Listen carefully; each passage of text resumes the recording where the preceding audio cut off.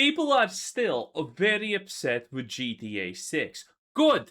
Keep it that way. We, the consumer, do not win when the devs feel safe. We do not win when the company that's making our products thinks it can get away with anything. We win when these people are terrified that they're gonna get fired, that there's not gonna be enough money to go around, that their families go on the streets and die from hunger.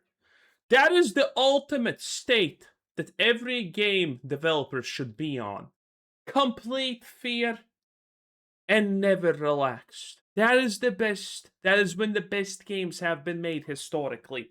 And GTA 6 is in a very, very bad situation at this point. $100 game, anything below 100 is just a cut up piece of garbage that you can kind of hope that's maybe going to be a playable game, but probably not, let's be real. The greed has won. The greed has 100% won. There's not going to be a disc because the CEO of Take-Two says, yeah, gamers actually don't want discs. Once again, a multi-billionaire telling us how we should feel. I personally love and enjoy it, obviously. Don't know about you, but man, I love it when these out-of-touch individuals tell me what life is all about. They're always right because they're so smart and shit. But in any case, we have still not seen any gameplay. And honestly, the fears about the story, I have so many fears about the GTA 6 story, honestly. It's absolutely insane. We know that Lucy's the powerful brawler. If you look at any single GTA 6 trailer, then Lucy is the one in charge. She's choosing what's going to be done and everything. She always has full command. Is this going to be a completely modern Girlboss story? After Halo campaign evolved, honestly, I would not be even surprised if that was a real thing. Everything's pointing in a direction of wokeness and garbage, and, well, let's see how it goes.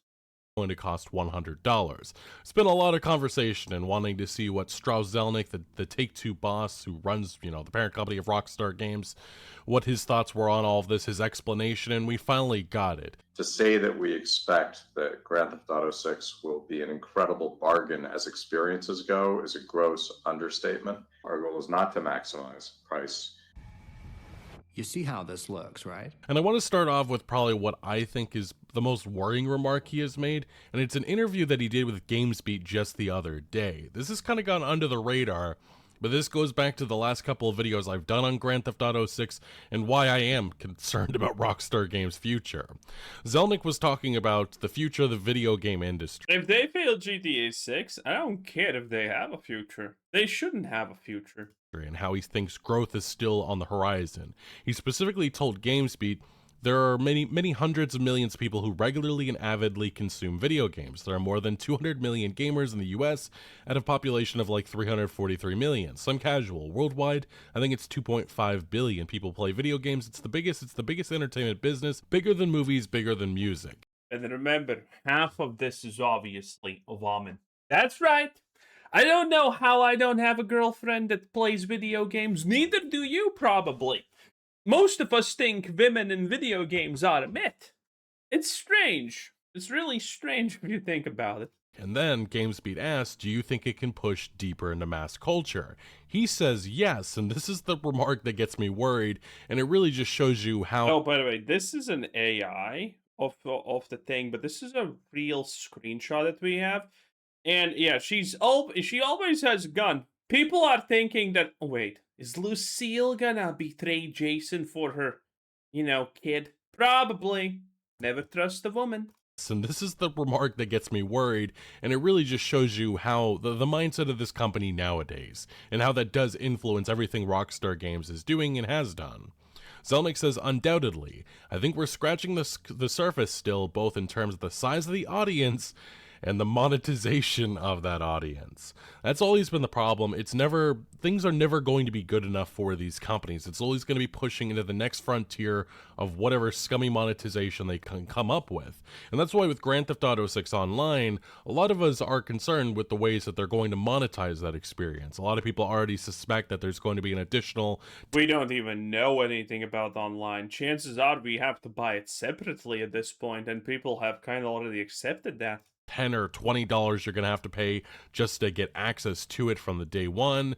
And then 10, 20? What do you mean? GTA Online is worth billions. That's gonna be at least 50 more buckaroonies. on top of that, the shark cards, the GTA Plus subscription, they're going to be pushing that much harder than they ever have. People need to understand the thing about Take-Two and Rockstar is that they're not trying to settle for the status quo, what they already achieved with Grand Theft Auto 5. They're trying to surpass that, and their 5M UGC plans is something that's going to play out because they are trying to compete with the likes of Roblox and Fortnite for that type of attention moving forward with GTA 6. But one of the big announcements that happened the other day, which has sparked a lot of conversation in this gaming industry, is their partnership with Netflix. I really didn't have much to say about this partnership because it's an announcement of an announcement and it doesn't really say anything. People are saying it's trailer number 3, people are saying it's a gameplay trailer, people think it's a big preview. One of the Netflix I don't think it's a gameplay trailer. Now, I'm gonna obviously see what it is, but I don't think it's gonna be a gameplay trailer. And I hope you're not ordering Netflix just to see it.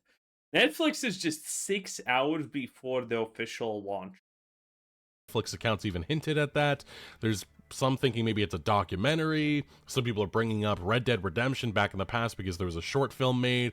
Maybe it's something I think it's gonna be the devs talking about how it was making GTA 6. in universe, like a short film inside, Vice City or something. That'd be kind of interesting. Take-Two has been very mum on what this is, Rockstar Games as well, but a lot of people not liking the precedent that this sets, that a video game is being put behind a 6-hour paywall on Netflix, and it's just, there's been a lot of outrage surrounding this. As this Polygon headline says, GTA 6 fans aren't thrilled about the Netflix timed exclusive trailer. Rockstar fans don't want to pay money to watch an advertisement. And then Rockstar fans would argue that you've kind of already done that in the past. You did that with, well, that Red Dead event, that short film, although Red Dead was nowhere near what it is today. That was before Red Dead Redemption even released, and that was a franchise that was under 10 million sales until recent years. And then people also bring up the Game Informer magazines, which had previews and stuff like that. But I don't know. I feel like Grand Theft Auto 6 is just on a whole different playing field, and people hold this to a different regard. And I think that makes sense for a release like this. And also, it's just scary precedent that this could set, that we have all video games being held behind a paywall like this in the future, just for the privilege to watch a trailer or gameplay or whatever this is, because we don't know what this is. Maybe it is a lengthy documentary. Maybe it makes sense. It doesn't matter what it is. It's something that they literally want you to pay money so you can get it like 6 hours early. This is not even Blizzard's 5 or 3 day early access bullshit.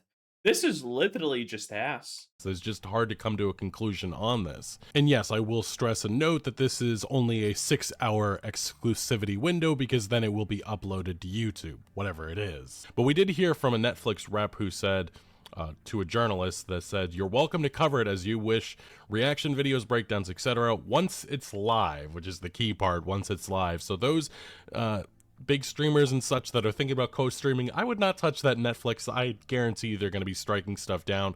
And actually, somebody did reach out to another rep who said that, yeah, co-streaming is not allowed. You have to wait the 6 hours and if you want to co-stream it. So I'm sure people are going to be posting clips, reactions, and such, but that's... Well, that's what it's called, exclusivity, honestly, right? Probably the extent of that partnership. Again, just a lack of communication coming from Rockstar Games and Netflix in this regard, so very much some confusion in the air of what's allowed. But yeah, this will be downloaded and thrown on all different types of websites, I'm sure right after it's uploaded. Who knows, maybe it even leaks, but yeah, like I said, the reactions to this have been quite negative. Rockstar is doing a great job at making me not want Grand Theft Auto 6. Another account saying, "Making a sub to Netflix to watch an advertisement is next level greed, scum, and villainy." Again, I just don't have too much of a reaction to this, but at the same time, it's just because I don't know what to expect out of this. Is this gameplay? Is this a trailer? Is it a documentary? An interview? We just don't know.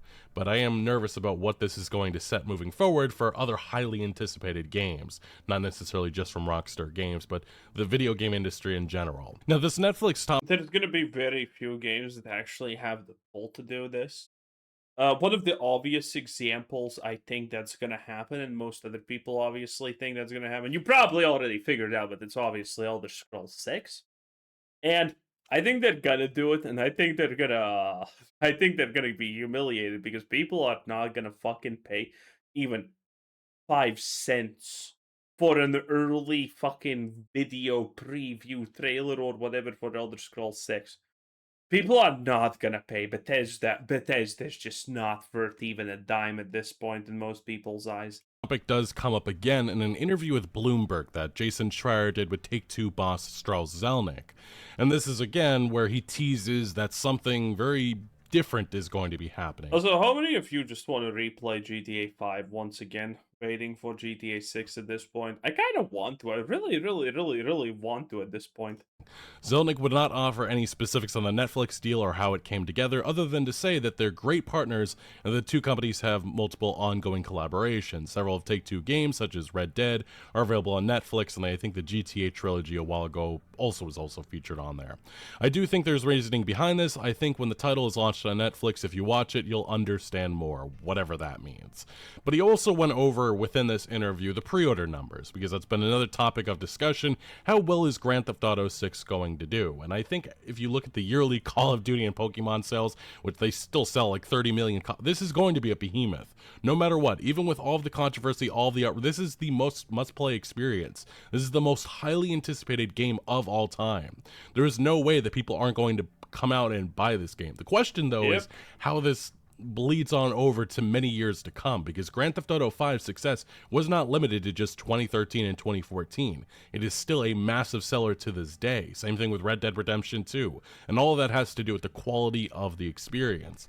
So Zelnick was asked about this, about these pre-order numbers. He said, "We can't tell whether they mean anything. The massive demand for pre-orders we've seen to date could reflect a pull forward of sales that otherwise would materialize in the fullness of time." And he furthermore said that these pre-order numbers, he didn't say the specific numbers, but he said that they're unprecedented and astonishing. And in this interview, which was done Friday morning last week, Zelnick wouldn't share pre-order sales figures, but said that they have vastly beaten the company's internal forecasts and called the fact that they don't tell these numbers means it's bad. We looked at the full 2025 fiscal year report for Take-Two Interactive recently, because we currently know what's happening this quarter already with the GTA pre-orders. It's already full as the second quarter. No, wait, actually, no, yeah, it's the second quarter when it started coming out. Whatever. In any case, it's there. It's full, and we already know the data, and it's not looking good. The money that Take-Two Interactive currently has in the same quarter the GTA 6 pre-orders have launched is the same as the previous one, which is completely insane. That should not be the case. It should be up, up, and up, which means they are definitely not selling as many copies as they would have expected. My current guesstimate is that GTA 6 has maybe legitimately in the range, and it's still honestly a very high range. The range is between 4 minimum, absolute minimum, 4 million to 10 million pre-orders. 4 million is the minimum, 10 million is probably not really realistic, I guess. I think it's around 5. When we eyeball some math, and there's no point in doing real math here too much, honestly, you just can kind of eyeball it at this point, because we don't have enough information purely to actually distinguish these things. It does look like it's maybe for 5 million pre-orders, but that's currently my take. Now, again, currently not actually too confident in this, but some of you want to know the opinion, and that's currently my opinion. So there you have it. The numbers exceptional. And then he furthermore said that this is an unprecedented situation, and Zelnick says he doesn't want to mislead investors by sharing raw numbers before they had a more complete sales picture. This pre-order demand could simply be reflective of sales that they had anticipated at or after launch, rather than a massive outperformance. I've reminded people that we simply don't know the demand. Again, whenever any company does not share numbers, but says it's doing great or it's doing whatever, that means the numbers are bad. That means the numbers in some way are 100% not living up to the expectations. Otherwise, they will share them. They always do. World of Warcraft, Blizzard Entertainment. They stopped showing subscription numbers for the game after Mists of Pandaria or something like that. I don't even remember when. And then there was the moment that Classic released, and then they show the numbers again because the numbers were good. The numbers actually went up. Again, every single company is going to show their numbers if they're good. There's no such thing as hiding good numbers. It's only hiding bad numbers. Curve because it's just never happened before. Given that, we think the raw numbers could potentially be misleading in a direction we wouldn't feel good about. No matter what though, Grand Theft Auto 6 is going to be a behemoth. Even if it's not the greatest game of all time, or you know, it meets the expectations that people have in their minds, it's going to sell. It will, no matter what. This is Okay, how likely do you honestly think the Girlboss Lucy thing is going to be real? I think with every passing day that it's more likely. Again, Lucy's the brawler. She always takes command in every trailer. She's the first one into a dangerous situation, like when they're robbing the store. Who's first? I think it was Lucy, right? So it's kind of wild. Also, why does Lucy just have a rando fucking lore accurate and friendly child from another man? Like, why? What? Why? What's the point of that unless it's gonna be there? Okay, there's two options. Either this is horrible writing and it's just like a modern day thing that she's a single mom and you should accept single mothers and be happy you get to be a parent to someone who's not yours. There's a solution for that, but it's too brutal for to say on YouTube, by the way. But it is what it is. And the second one is that the child is going to play an important role in the story, and that's probably not going to be good. just one of those games that's too big to fail. And I say that lightly because there's a lot of games that love to throw that card at people, but this really is that. Now, the success it has long term, that's where I think things get a little bit more questionable, and it really does depend on the quality of the experience. But Strauss Zelnick was not done just here, because he had a lot more to say, and he dismissed a lot of the outrage, a lot of the concerns that have been going around, especially with some of the recent announcements that have sparked, outrage online. Specifically, though, this is the big one, Take-Two boss defends no disc version of GTA 6 equates physical releases to vinyl records. These remarks came within a investor call with analysts in which the topic of Sony's decision to kill physical games came up, and he talked about their decision to not do it with Grand Theft Auto 6. And this is the following remarks he made. This is actually the audio from... By the way, comparing no disc future to the extinction of vinyl records is so absolutely insane. First of all, vinyl records were expensive. The stuff that you needed to actually play them was expensive. They were big, they were clunky, okay? And so it wasn't something that was available to the masses. But fundamentally, the evolution of vinyl records into just discs and cassettes and whatnot, most of you don't even know what a cassette is nowadays. It is what it is.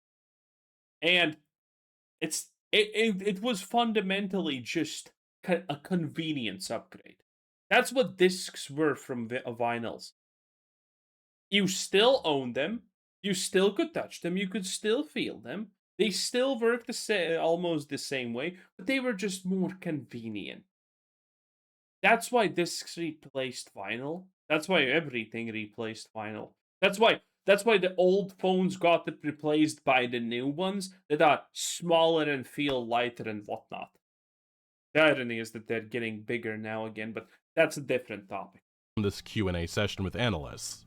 I'm not going to comment on Sony's own decision, but in terms of our decision, look, our business is well over 90% digitally distributed as is. It's already a digital business. So in certain instances, especially if it's a big game, discs, and note I said discs, don't really make sense for the consumer. Also, in most instances, you have to register online to play anyhow. So if you're already connected, like, who cares? I mean, we can get rid of all of that garbage.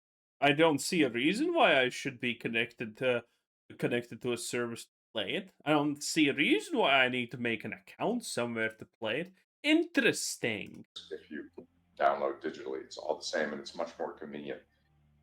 So that's where the world is going, in our opinion, and I think Sony understands that. We certainly understand that. So yeah, the most notable line that he says here is that that's where the world is going, in our opinion, and I think Sony understands that. We certainly understand that. Yeah, this one, look at this. Lucille just knocks in the door like the brave woman that she is, and then goes in first. Again, it's like, it's just an unreasonably high emphasis on Lucille being the one that does things.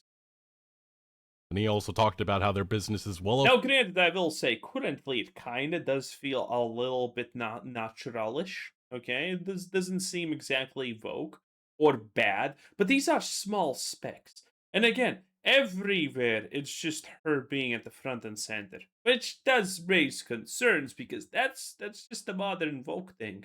Over 90% digitally distributed. And the problem with that is, yeah, because most of your business is fucking shark cards and microtransactions with NBA 2K and more casual crowds, which, yes, don't care about video games like that. And if you compare this to other businesses, when you're talking about Capcom, when you're talking about From and all these other companies, a lot of them, it's still 30% of their base that actually want physical releases. So yes, Take-Two Interactive is one of the companies, one of many, that have undercut physical media at every opportunity over the last decade. So no, it is not a surprise that most of their business is done digitally, and that's going to be the case even more so with Grand Theft Auto 6. Now, Zelnick's remarks did continue from... I have already talked about this scene, by the way, but the fact that she kind of barely gives a shit that he almost fell off the moving car is also a big oof. To be the case even more so with Grand Theft Auto 6. Now, Zelnick's remarks did continue from this audio, and I do want to mention because he does say that physical editions is something that will still happen, although it sounds like it's going to be a rarity. He says it doesn't mean that we won't have physical editions now and then. I'm sure we will, in the same way that there's still vinyl in the recorded music business, but in other instances it just won't make sense. And in regards to Grand Theft Auto 6, we already heard through the Hollywood Reporter, which kind of felt like a mouthpiece from Rockstar Games, that there are currently zero plans for Grand Theft Auto 6 to get a physical release. I can only hope that that changes, but these remarks definitely seem to insinuate that nothing is on the horizon for at least Grand Theft Auto 6, and in Strauss Zelnick's mind, it doesn't make sense. I mean, again, I have heard all of this. I kind of still think it's a lie. I think they're gonna release a physical disc edition, and that's it. They're gonna try to double dip. They're gonna try to triple and quadruple dip on every piece of money that they can actually get, and discs are gonna be a part of it. Because notice how Strauss Zelnick here didn't say there's never gonna be a disc. Stop asking. He said currently there's no idea for a disc or whatever he said. But it's not an ultimatum. It's just currently no disc. That's what he said. In the future, maybe, but currently no. I guess. Convenient. I love how these executives just love using that word, and Strauss Zelnick did again, saying that this is why they're going all this in this all digital direction. But they love to neglect to mention that this is more so just financially beneficial to them, because killing off a secondhand market is beneficial, especially when it holds them in check with their game prices. But yes, it's just more convenient for consumers. That's what we're thinking about. Definitely, certainly not using maybe the biggest game of all time as a Trojan horse to accomplish that. No way, just not possible. And yeah, that's sarcasm. These remarks just feel like they're gaslighting people. That's exactly what I see, and that's what others have said online. The voice actor for this guy, or was it this guy? I don't know. One of these. I think it was this guy. Wanted to be in GTA 6 and he auditioned for like 80 or 70 roles or something like that, and he got in none of them. They just did not want him, which is kind of insane, honestly. This is the outrage that people responded with. Stormfall, another creator, saying CEO whose only objective is to obtain more money forever justifies decision to acquire slightly more money. Like anything this person says should not be taken seriously. It's like slop speak. Gene Park, games journalist for The Washington Post, saying this is ass backwards because the biggest music releases almost always get a physical release including vinyl. That's notable, I would say. Another person saying, every CEO talking head defense of killing physical games is such a pathetic attempt at gaslighting. I mean, when you think about it, it's good we're giving you less options. I'm proud that no one's defending this. Not that granted, some would probably defending this, but on average, everyone knows this is bull and they're calling it out. That's good to see. So look at these numbers. We've heavily skewed to be in our favor, and those are obviously in quotes. Another user saying the next phase of this This is probably real. We know from the Ubisoft, or was it Bethesda? No, it was Ubisoft, right? From whatever the company that accidentally got their physical media stats released, that people still love physical, and it's a huge part of the sales, the majority part of the sales, in fact, in a lot of situations. And they just want to get rid of it because it's bothersome for them. Manipulation tactic is to remove digital and simply be streaming games via cloud only. But I bet people will defend that when it eventually happens too. And more on that in a second, because he even talks about that, which is kind of scary, but that is the next frontier that this gaming industry is preparing people for. Another user saying, I actually hate that this game is guaranteed to be successful because it's so obvious that this is their Trojan horse into getting rid of physical permanently. And lastly, no disc you'll ever... True. Nothing can stop GTA 6. But if GTA 6 is bad, oh boy, then nothing is going to be guaranteed in the future. I really think if GTA 6 is going to be bad, that nothing is certain in the future when it comes to gaming. That even GTA 7 might collapse. Well, GTA 7 is going to be, what, in 15 years at this point? So, who honestly knows? But if GTA 6 collapses, I mean, the already not really beloved current gaming market is going to experience a little bit more of that negative stuff. In any case, that was Legacy Killer HD, 10 out of 10. Bye!